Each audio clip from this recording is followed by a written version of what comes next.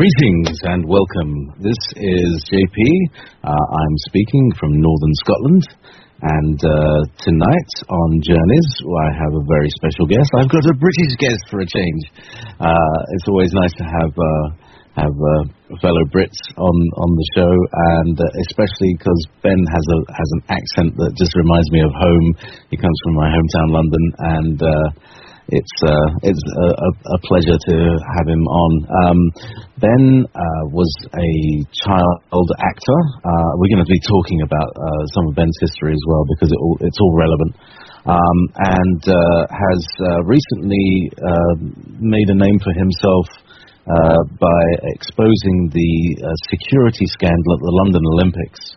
And showing them up for being a complete backhanders scam for what they are. So, without any further ado, no, we're not saying goodbye, we're saying hello. Without any further ado, I'd like to introduce Ben. Good evening, how are you? Hi JayPee, it's a pleasure to be here. Excellent.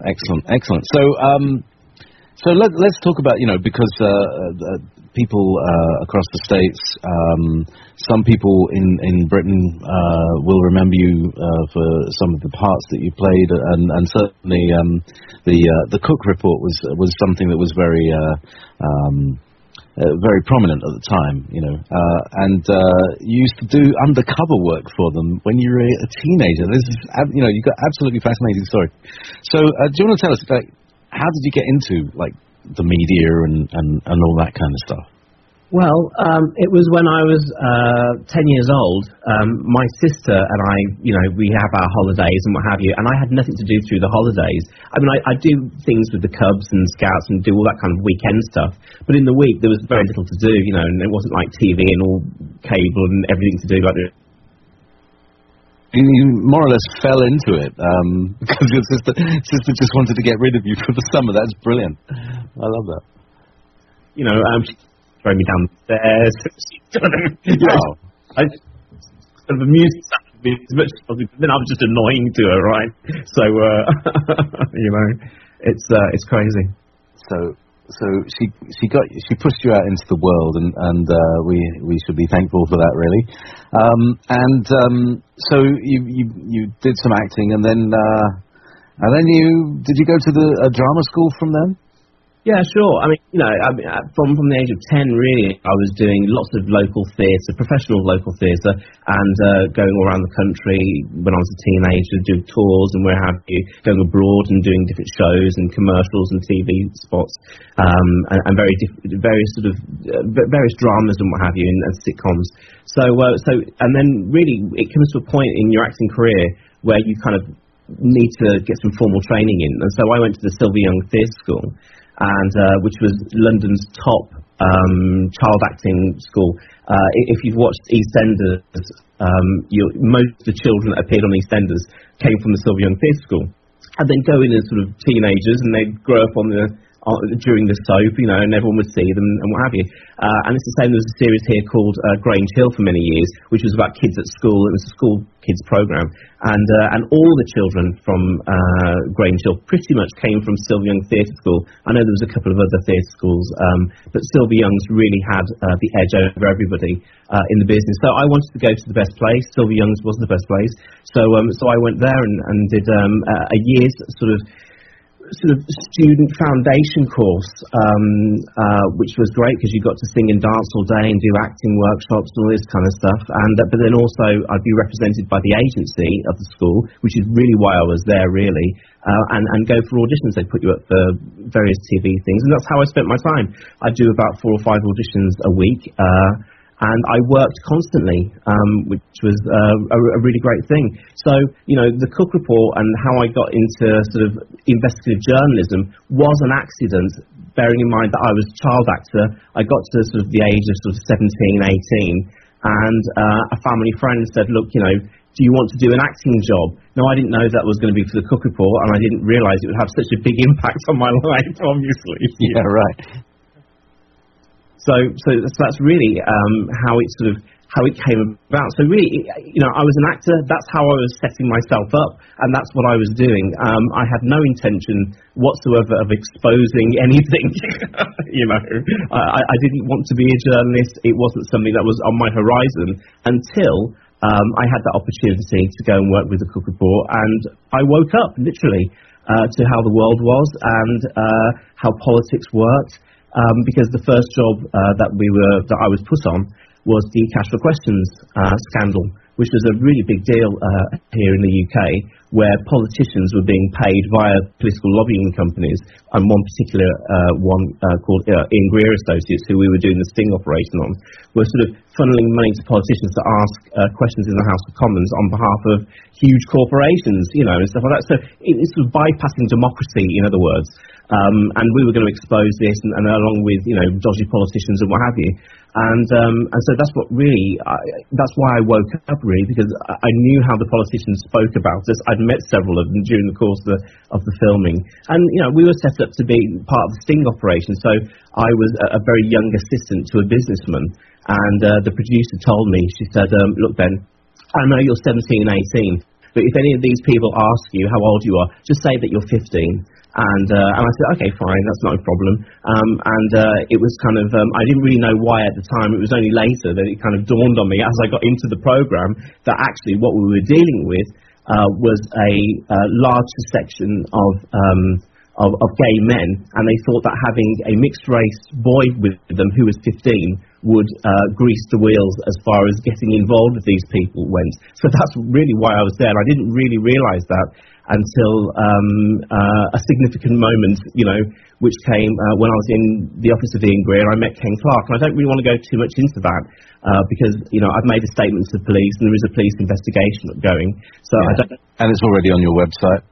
Yeah, exactly. And there's things out there on the internet all about it as well. I just feel that I don't want to sort of jeopardise anything the police are going to do, because obviously when this breaks in the mainstream media, because it's going to, I've been having journalists call me up the past couple of days and what have you. So I don't want to prejudice anything, because I'd hate for the police to come back and say, well, you see, you can't get a fair trial now because you've blabbed all over the thing. And and I'd hate that. I'd go from that wouldn't be good. So I can't go into too much detail, but I was groped in the office by Ken Clark.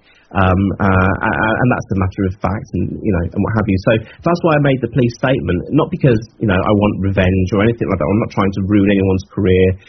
It was simply the fact that when Jimmy Savile scandal broke here, they basically said it's Jimmy Savile, it's the isolated guy, and that's it. And I went, well, hold on a minute. I've worked for the BBC as an actor, and I know what it's like. I was there as a child actor, and I tell you, as a child actor in this business, I was very, I sort of, I've said I ran the gauntlet of paedophiles and abusers and all that kind of stuff, but it really was like that, and you have to be very careful. Now, I was lucky, I think, but a lot of other people weren't, and they fell into various traps along the way with these people, because it's very easy. I mean, people think of the casting couch and they laugh, and that's purposely done to you, because people want you to believe that it doesn't really exist, that it's a myth, and it really isn't.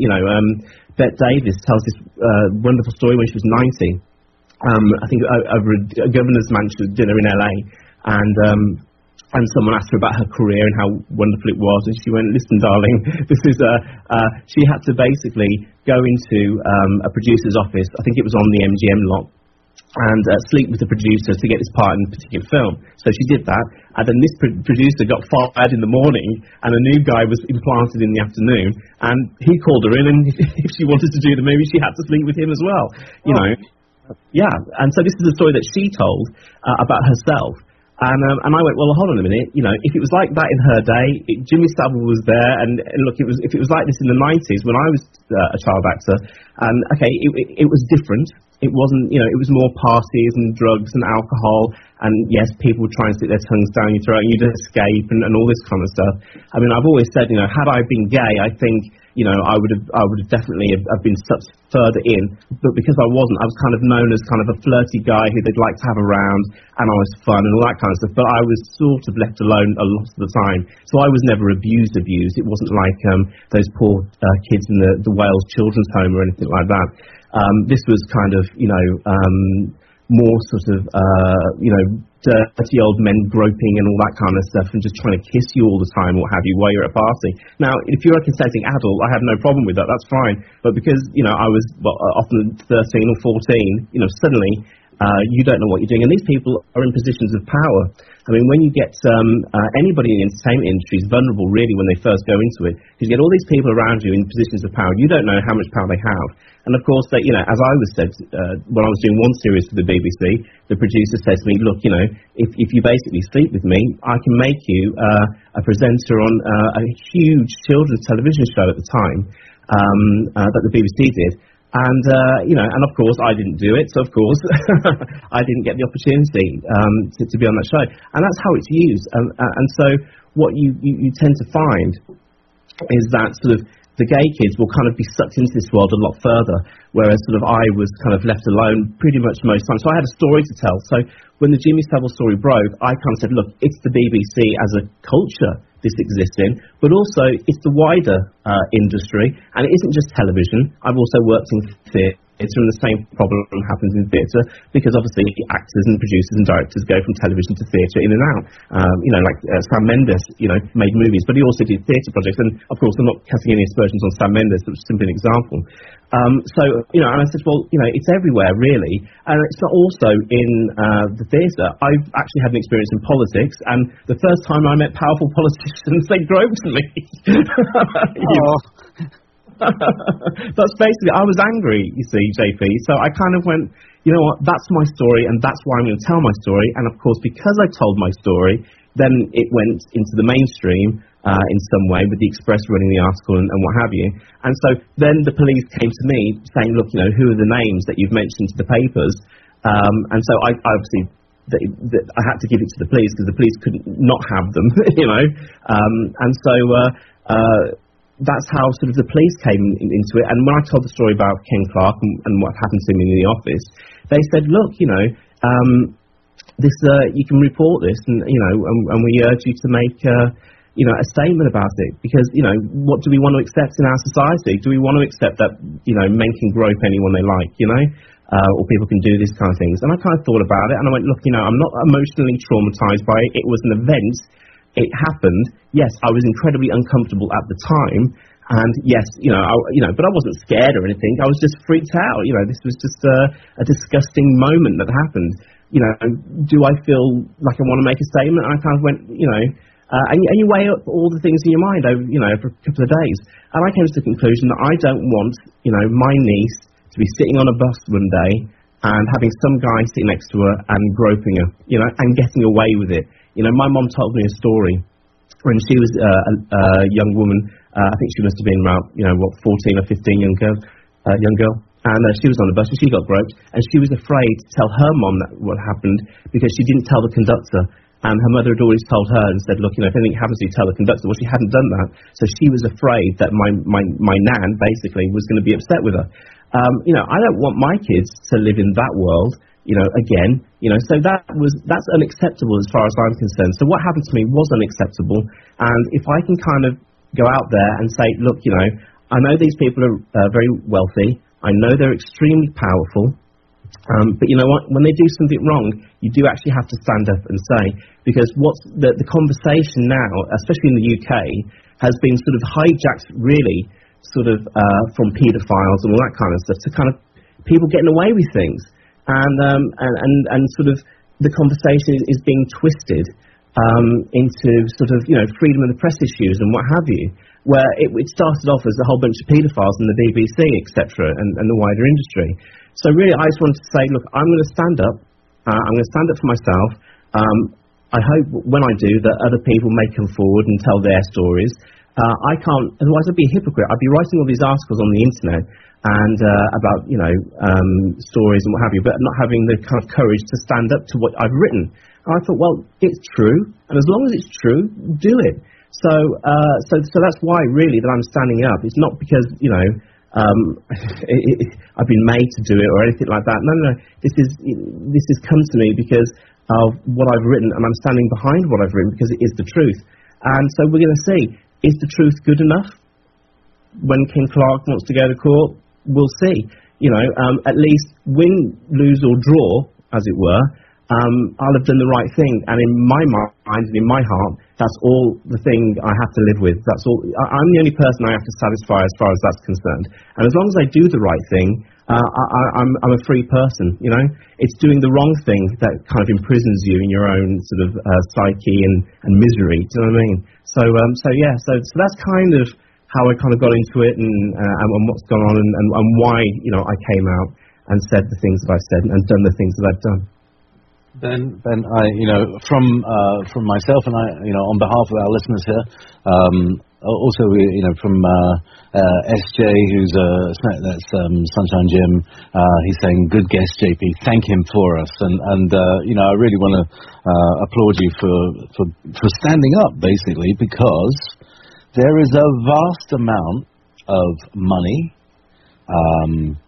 legal action, legal muscle behind all these corporations and these politicians. However, the time has come for these people to be exposed. A lot of people are talking about the apocalypse and the revelations and stuff like that, but they're not getting it. Apocalypse means the uncovering, and this is what is being uncovered. You're peeling back that layer of canvas. Along with David Icke, he's got his stuff about the green things, but the rest of his stuff is absolutely spot on. So, what's happening? I knew this was sort of coming in a way because, when it's almost like I've been out of phase in my life, right? And I didn't know why. I struggled to get into the industry that I wanted to be in. I then struggled when I was in it. And it's kind of things are making sense to me. So this new era that's coming, and this obviously is the transition as we go into this thing, that this uncovering is going to happen. When I went into the Olympics during the summer, I had no idea that I would be the only investigative journalist in the training at G4S. I thought it was such an obvious thing to do, but I thought, you know what, every paper or something or TV companies from around the world, because obviously the Olympics is a world event, are going to have their guys in there, and I'm not going to have the story because I won't own it, the story, right? And you were the only one. Yes. Unbelievable. Frackingly unbelievable. So let's go to G4S. So do you want to tell the story to our American cousins of your experience basically this summer? Well, G4S is a terrible company, I have to say that from the outset, right? And they had all sorts of problems all over the world. What happened was that sort of back in the early 90s is that security companies were consolidated.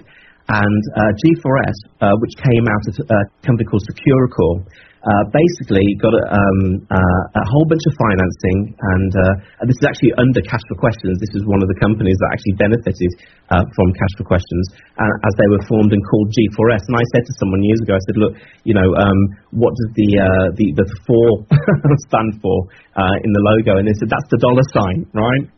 And I thought, yeah, that's all they're about really, is making money. So what they do is they do security, where it's kind of like they drive the vans around and they collect money from different companies, businesses in towns, which is probably where a lot of people in America have probably seen them, because they've got huge cash collection business in America. And of course, the guards there are armed, so they carry guns. Which I'll come back to that in a minute because that's quite significant. And then they have sort of close protection unit, which is actually a military mercenaries unit.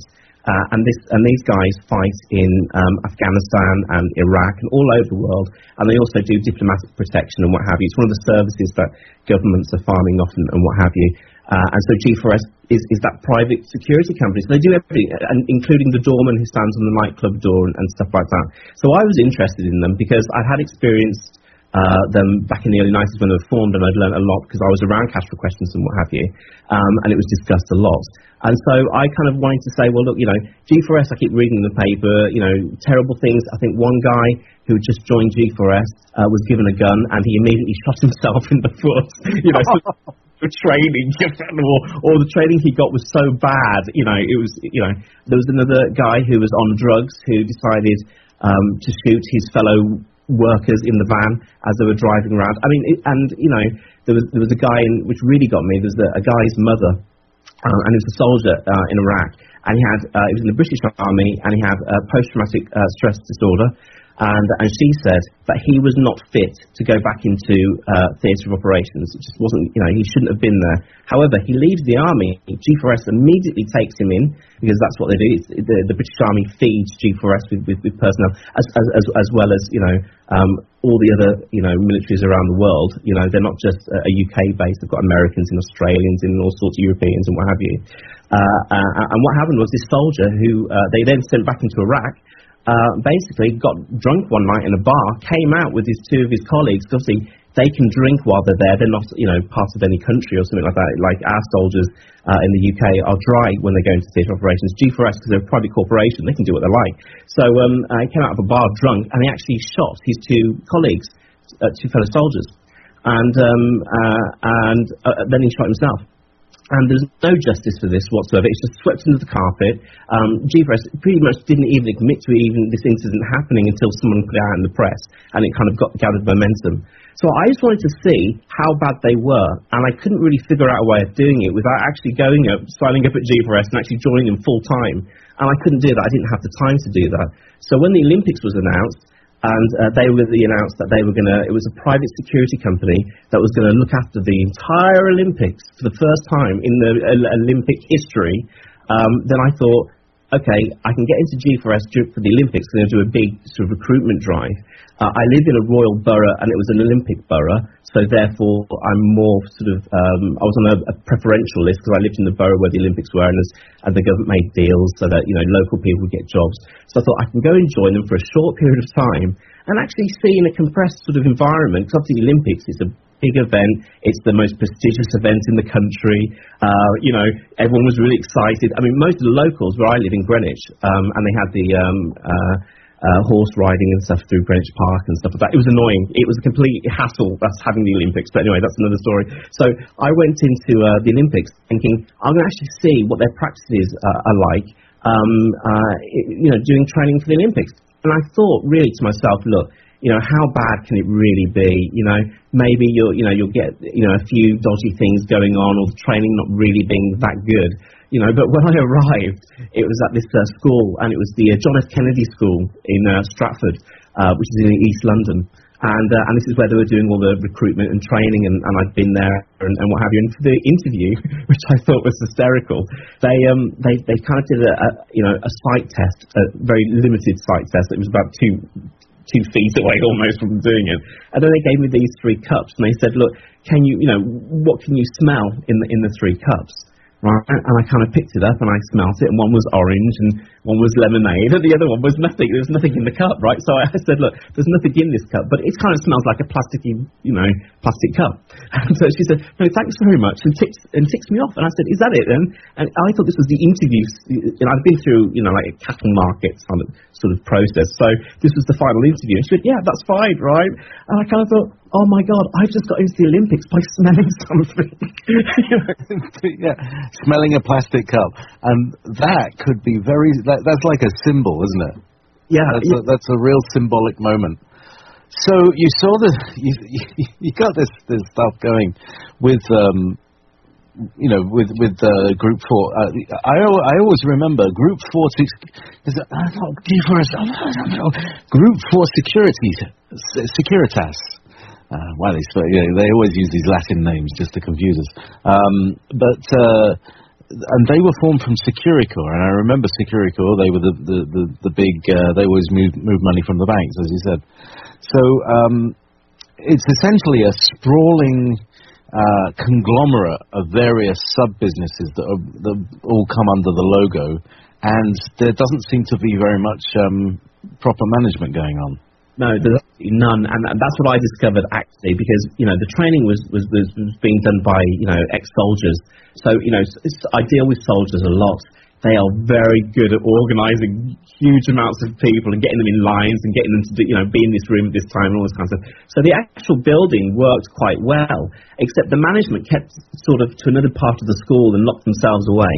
And when we were down, on the floor practicing, going, searching people and doing that, I noticed that the metal detector didn't work. So I kind of said, hey, look, the metal detector doesn't work. Is that a problem? And they went, yeah, these are like the cheapest metal detectors you can get. Anyway, because we've got to get thousands of people through the gate. So I went, sorry, can you just say that again? You're going to switch off the metal detectors. And they went, yeah, but don't tell anybody.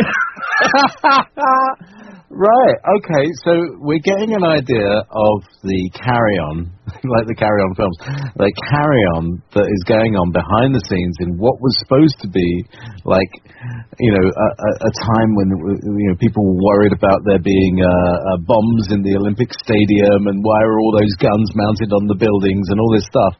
And the metal detectors were switched off because they were rubbish.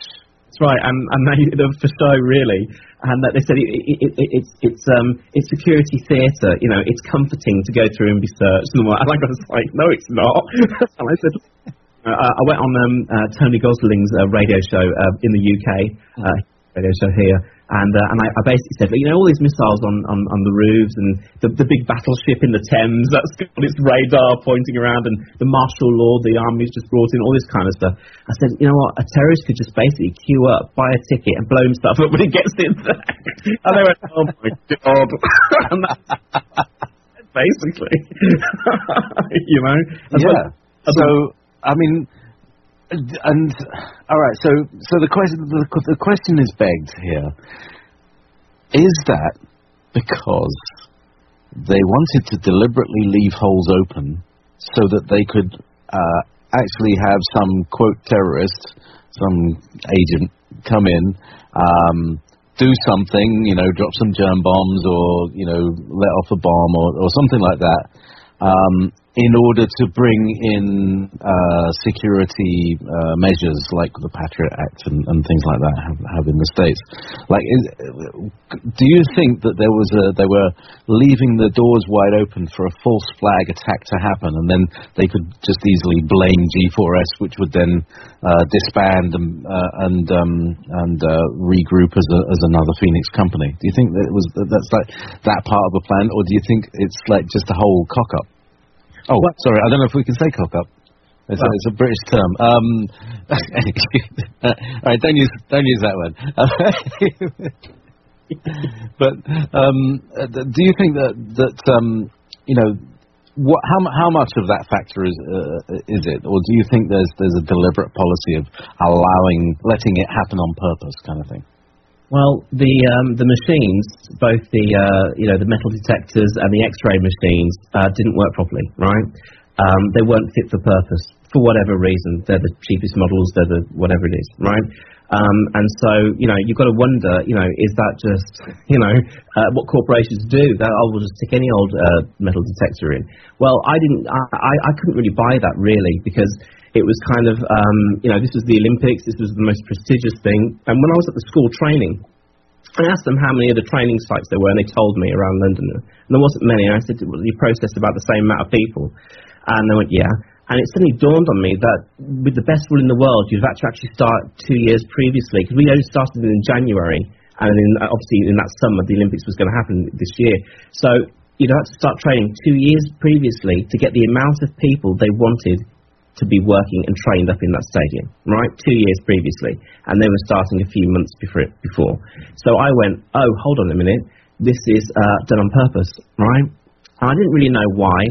And, there was lots of things said during the training that was just weird and just kind of confusing, really. And so I was just kind of reporting things the best I could. And I was just wondering, why is this happening? And then it kind of occurred to me, I said, well, hold on a minute, if you don't have the amount of security for the Olympics, and this was 2 weeks before the Games were about to start, you're going to have to bring in the army. Now, why would you want to bring in the army? Well, it's not necessarily because something's happened in the stadium, for example. It's to acclimate us into this new world order, this one world government system, which basically needs UN control. and NATO control. And so, I thought, well, hold on a minute, how realistic is this? And I thought, you know what, they don't have the people, they're going to have to come out and say they don't have them. And the army are very nicely and very gently and smoothly going to come through. And so people are going to see army on the streets. Okay, they're not going to be armed, but, they're going to be in uniform, and that's going to be part of the conditioning to get people used to seeing soldiers on the streets. And so I thought, well, this is a pretty kind of wacky idea, really. And I only kind of really halved, because, as you're living these things, it's almost unbelievable to you what you're seeing and hearing and witnessing. You're taking it all in and trying to decide, well, how should I, interpret what's going on? So, 2 weeks beforehand, I just came out and said it.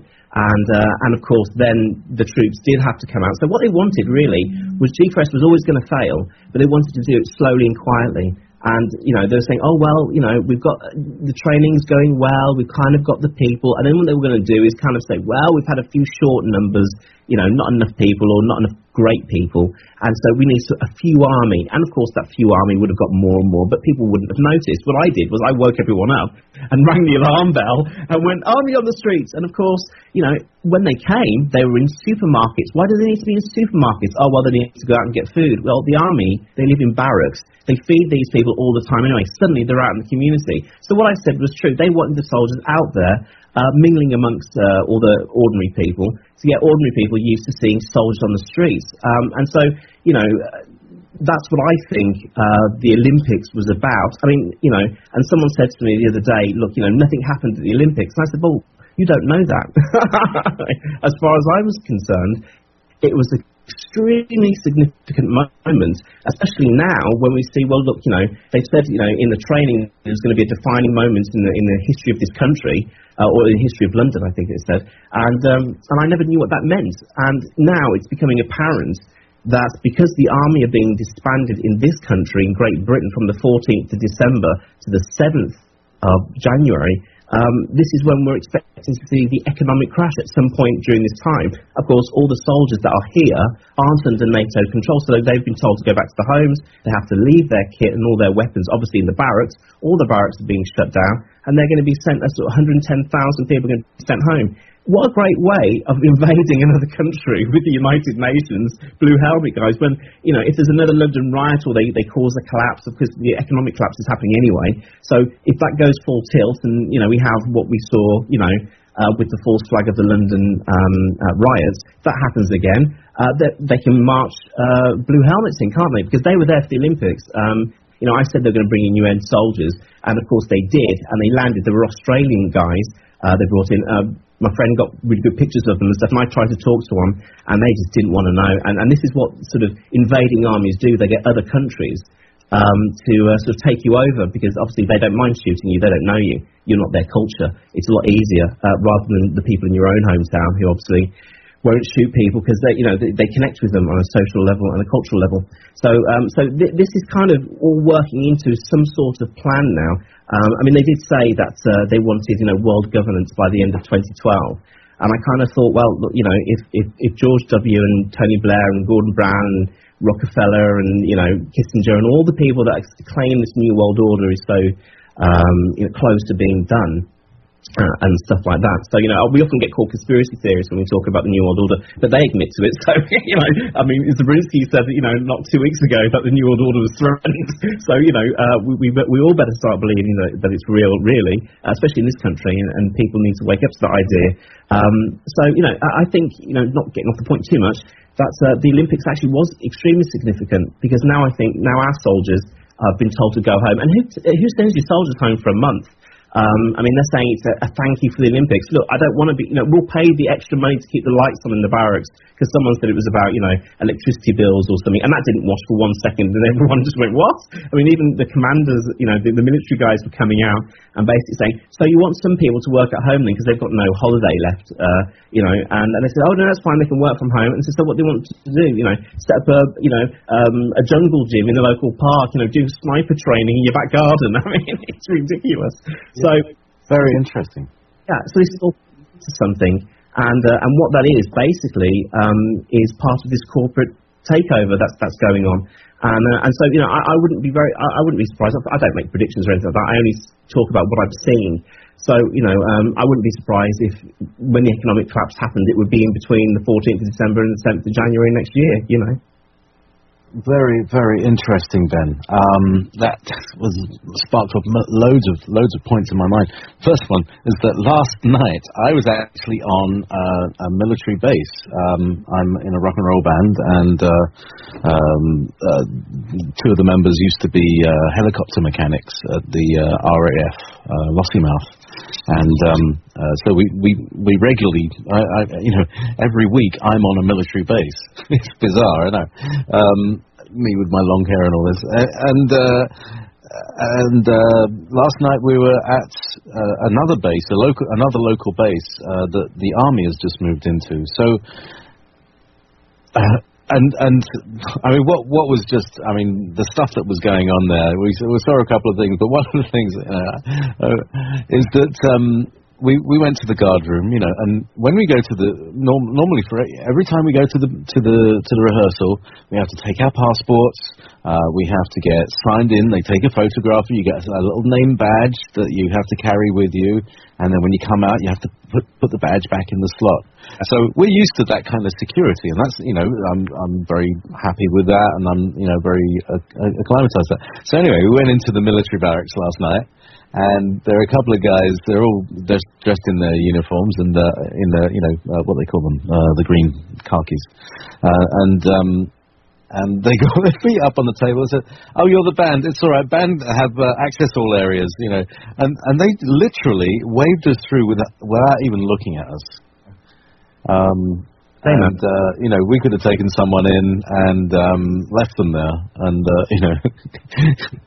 come along a few hours later with the bolt cutters. But essentially, this is what I'm hearing from you, Ben, which is very worrying, is that our military is going to be replaced by something like Blackwater. Yeah, well, that's Press's role to do that. I mean, that's exactly what they do. We've seen that now with the police here, with various forces around the country actually employing G4S, and they're saying, well, they're only employing them in the back rooms. But look, this is the way that you take something over. When the IRA were at their sort of full tilt, really, as it was going off, what Britain decided to do was to basically hire or bring into the military, to the British Army, Irish guys from particular areas in Northern Ireland, because they tried to infiltrate the IRA many times, and of course there were English guys trying to do an Irish accent, which isn't going to wash for 1 second. No. And so they used to hire Irish people from certain towns and then put them into the British Army, and when they're in there for about a week, come to them and say, look, would you like to do something a bit more exciting?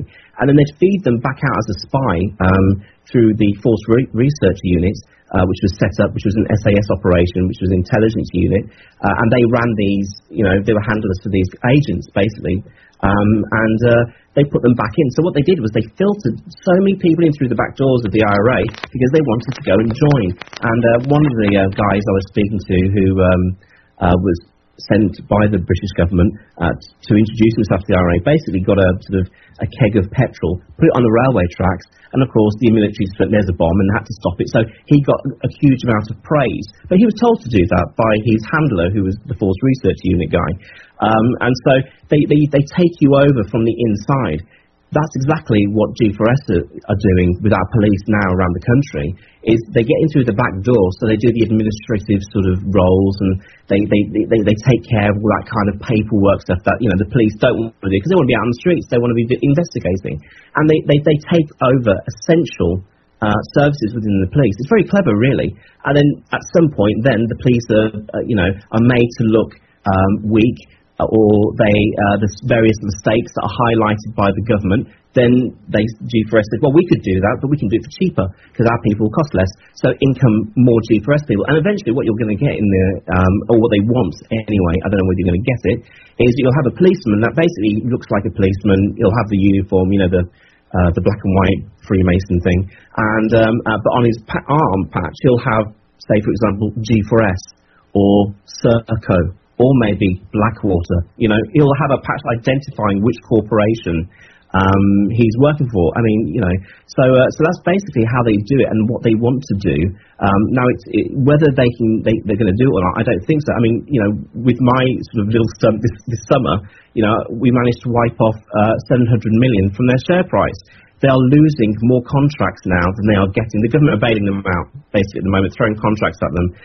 But, the contracts they've got around the world, because the Olympics was so horrendous, they're actually losing more contracts than they're gaining. So whether it's going to be G4S or whether it's going to be Serco or Blackwater or whomever, what another huge security company is going to be, that's, I think, what they want to do. And, of course, it's up to us now to say, oh, hold on a minute, we see what's going on. We saw the shambles of what went on during the Olympics. And if people think that the police treat them badly now, just wait till private, security get involved in actual policing. I mean, it will be absolutely horrendous. It's a tough job being a policeman. I get it. It really is a tough gig. The public aren't cooperative. They're a nightmare. They do all this kind of stuff. Yeah, but you know what? In a free country, it's good that happens. And every now and again, a policeman is going to make a mistake, like we all make mistakes, and he's going to get into trouble, and that's okay. Policing in a democracy should be really difficult for everybody involved. In other words, you should always be just having to think, am I breaking the law myself in trying to, keep the peace? When is it the fact that, I'm supporting the community to actually, suppressing the community? So it's a different sort of thing. So it should be a tough role. But private security, they are not going to care. All they're going to care about is getting their targets met for that month. They'll get a bonus, and so on and so forth. If they say, look, you need to go and arrest 50 people for whatever reason, they'll go out and, you may accidentally drop a piece of this, you'll be arrested. That'll be, a certain amount of time in the G4S prison, because they also run prisons as well. That's the scary thought, you see. So for every inmate that they get now, they also get paid. So when they're the police and they own the prisons, it's going to be like Judge Dredd. You're going to have a G4S guy saying you're guilty of this on the street, go through to the magistrates' court, which are also, the magistrates are being, guess what, turned into hired through G4S, and they're magistrates are basically normal people who take an oath and what have you, and they serve and do an oath of office kind of thing. So they're becoming G4S, and G4S do all the security in the magistrates' courts as well. So you can see, you'll be arrested by a G4S guy. He'll then put you through the G4S court into the G4S prison for a day or 2 or 3 or a month or 6 months or whatever it is. And that's what the future they think is going to happen. But of course, it's not going to happen because we're not going to put up with it for 1 second. Because they make mistakes constantly. With their little plans and stuff, and they're constantly failing all the time because we keep on top of them.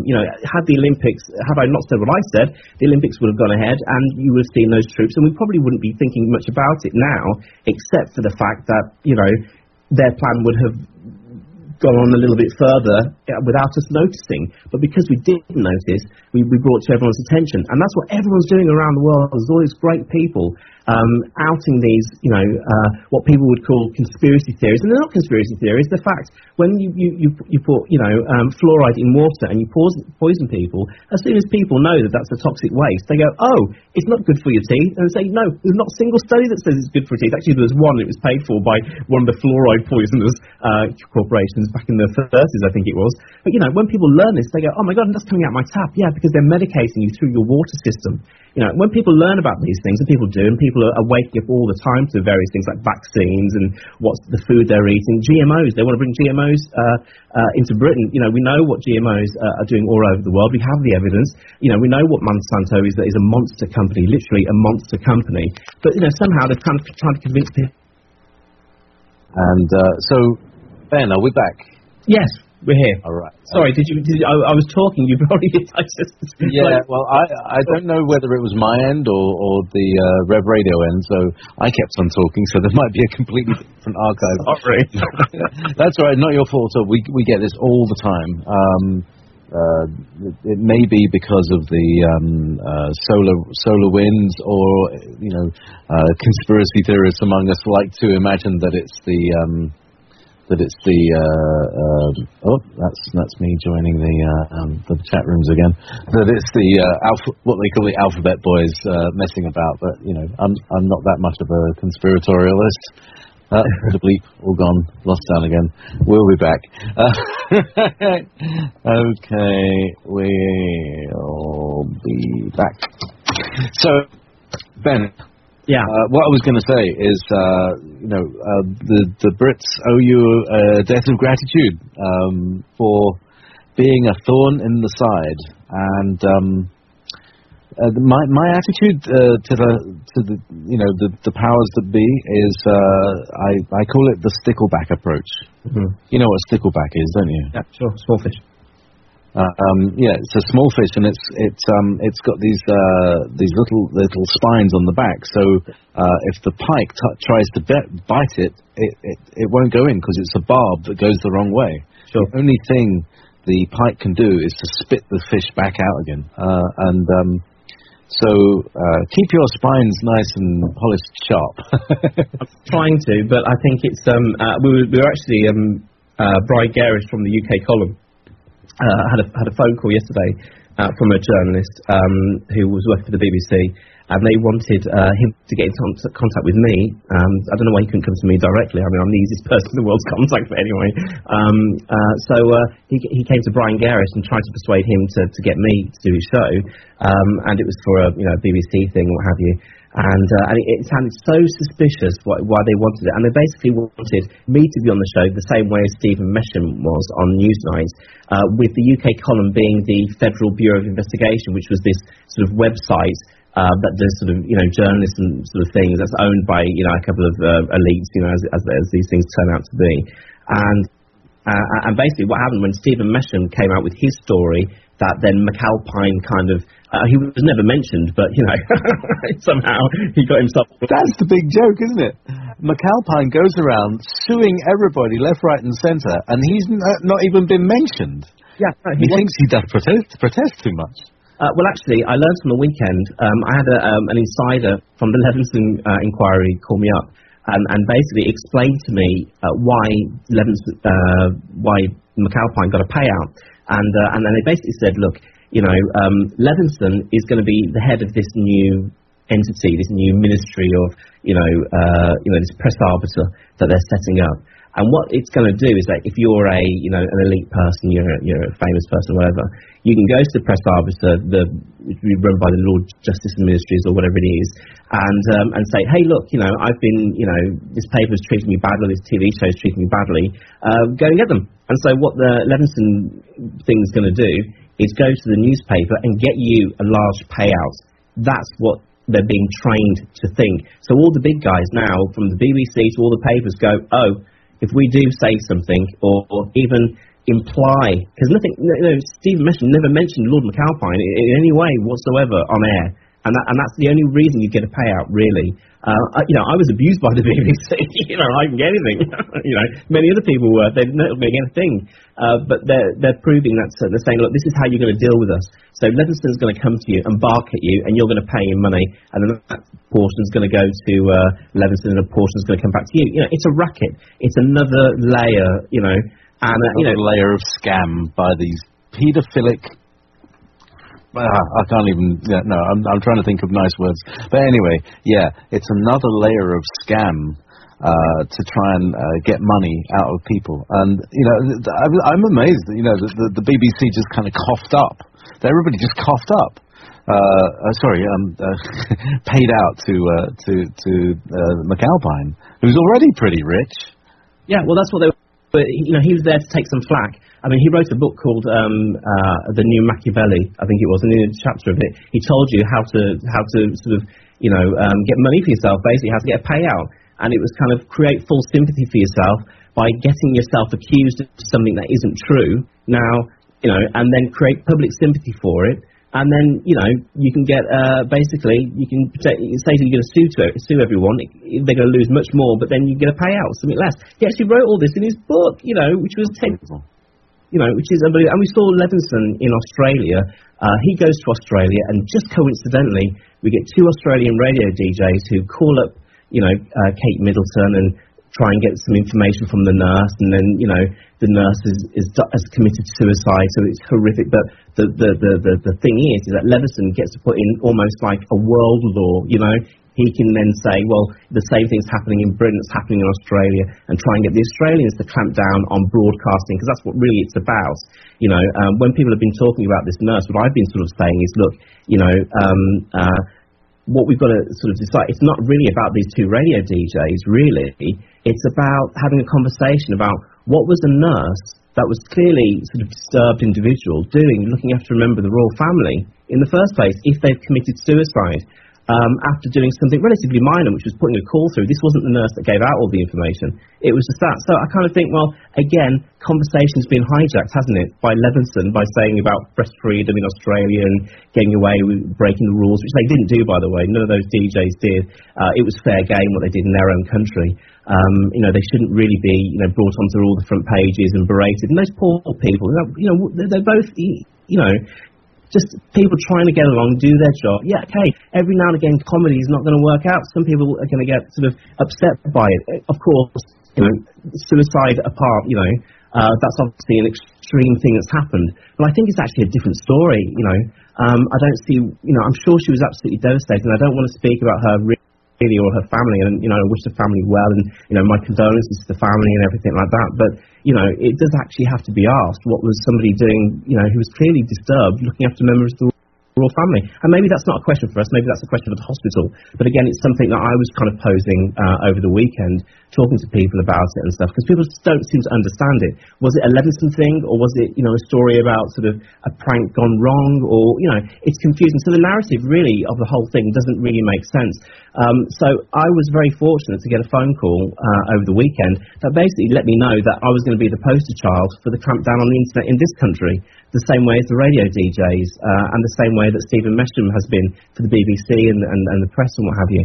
And so, I thought I'd publish the article and basically just try and tell it as straight as I could, to try and give myself some protection, before it all started. And then this guy from the BBC, which was a very strange phone call to Brian Gerrish of the UK column, came on Monday. So actually, when that person called me, and I won't name them because they've been gagged by Levinson, so they were still breaking the rules that Levinson imposed after Shami Chakrabarti made her sort of statements about, she's not feeling happy about it. Well, she doesn't feel happy about it because it's the wrong thing to do. And it's the same with a lot of these people now in these kind of, they can see the racket going on, they can see the corruption, and they want out now because they know, actually, this isn't what I signed up for. This has been twisted in some way. And as we see with every story that happens now, it's always twisted. So, it's very difficult for people to actually see the truth. So I'm just laying it out for people as it happens to me, so that if something happens to me, and by the way, I'm never going to commit suicide. I'm not a suicide risk. I don't plan to commit suicide, and if I do commit suicide, it's murder. I have to say that, right? Just to have it on the record. Absolutely, have it on the record that it's this is a method. I mean, we saw it happening with David Kelly. He was unable to do what he was supposed to have done.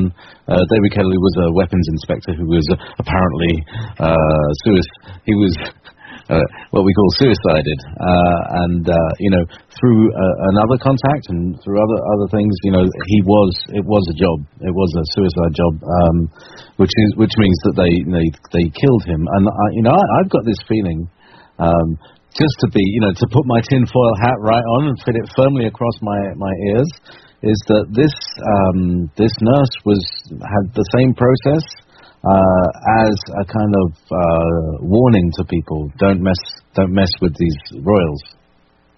Yeah, possibly. I mean, know these things. Well, that's the end of the show. Ben Fellows, thank you very much. I would love to have you back on another time if you're up for it, to give us updates. Would you like to come on back on?